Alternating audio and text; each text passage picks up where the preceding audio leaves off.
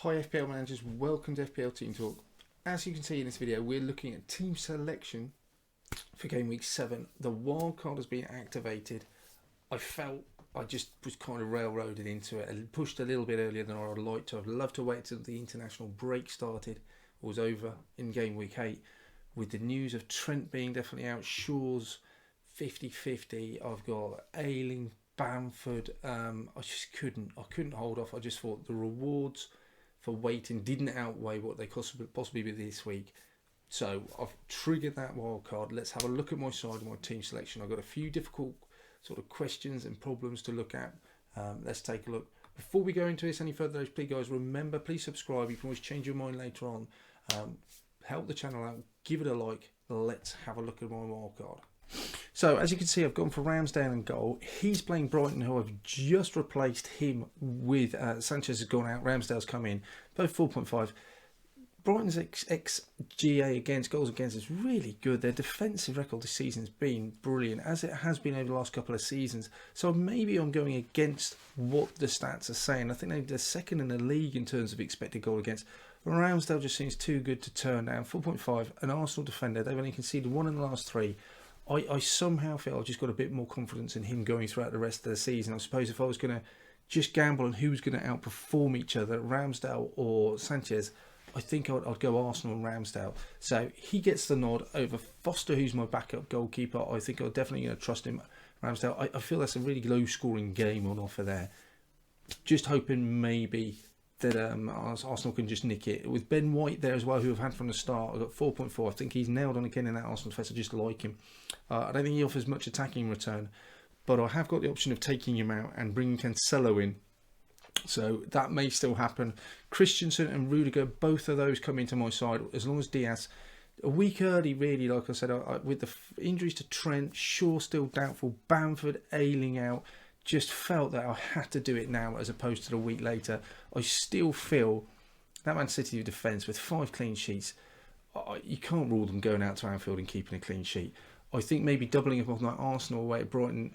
Do you know, I trust Man City so much, I think I'd probably rather double up on that Man City defence away at Anfield than go with that Arsenal defence away at Brighton. That's how much I trust them. So I'm expecting with those 2 Chelsea defenders playing, one of them could be benched. I think Thiago Silva would definitely come into the side. If Reece James is still out, maybe Azpilicueta will still start on the right-hand side of that defence. So maybe it'll be Christensen, Rudiger, and still Thiago Silva. But if Reece James or Hudson-Odoi plays on that right-hand side, then I expect Thiago Silva to come in and maybe Christensen will drop out, or Rudiger. I mean, Rudiger's played most minutes out of anyone back there, including Azpilicueta, but I just think he will get a rest at some point. So I'm expecting one of those to get a rest, in which case Cancelo will come in anyway. But I'm certainly not ruling out the possibility of bringing in Cancelo. I just think he's a terrific player that's just playing, but we'll see. I mean, with all those City defenders doubling up with them and the Chelsea defence, I'm covering myself. I know I've got City and Chelsea defenders in there. I'm not expecting them to play every week. It's a risk, I know. Looking at midfield then, I've got Saka. I think he's great value. He's playing, I think he's pretty nailed in that Arsenal side. Like the fixtures, like how attacking they've been. He comes in. Salah, his fixtures aren't great, if I'm honest. He's got Manchester City this week. Then I think he's got a good fixture next week. Then he's got Manchester United. So I don't particularly think it's a great time, but it's Mo Salah. I just think he can score against absolutely anyone, and I don't want to go without him. I just think he's a terrific player. Set and forget. He's an absolute must-have for me. Rafinha scored 2 in the last 2 games. Had him right from the start. He absolutely plays. He's got a great list of fixtures. Watford, he plays at home tomorrow. 6.5. I think he's the best value midfielder in the game at that 6.5 bracket. Benrahma, it was umming and ahhing about whether to play. Keep him in.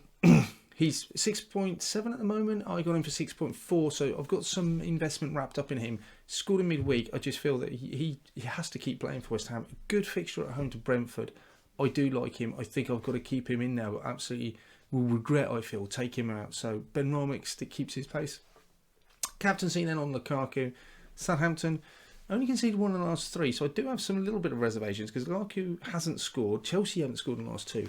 Southampton only conceded 1 in the last 3, but they're not scoring either. So Lukaku, it just seems like the obvious choice. I can't really overlook him.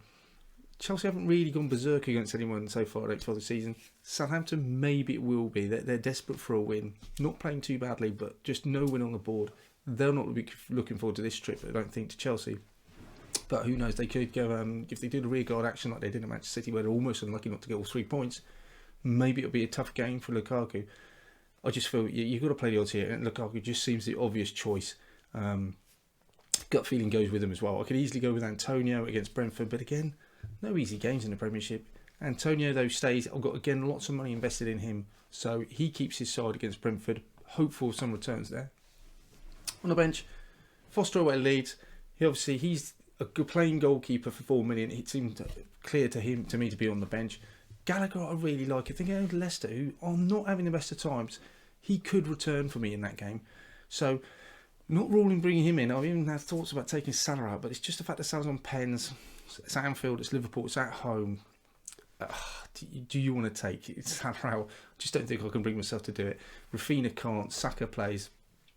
Maybe Ben White would come out, but then I would like the idea of Cancelo as well. And Alan Armstrong, he's the only player that I can truly say I think he's got to be benched for this week. He has some great fixtures coming up for Southampton after the international break. 6 million is a good price, so he's benched this week, definitely away at Chelsea. Okay, guys, that's all for this week. I hope you enjoyed the video. Please don't forget to subscribe. Give us any thoughts or any comments you think about my wildcard team. It's not too late for me to change mine on a few players, but I'm looking forward to the weekend. Pumped, psyched for the fact that I've got this wildcard king, but also a little bit nervous and worried. Whenever you wildcard, there's always the fear that, if I just left it as it was, I would have scored more points. But we'll see how it goes, and onwards and upwards. In the meantime, good luck to the rest of you. See you on the other side.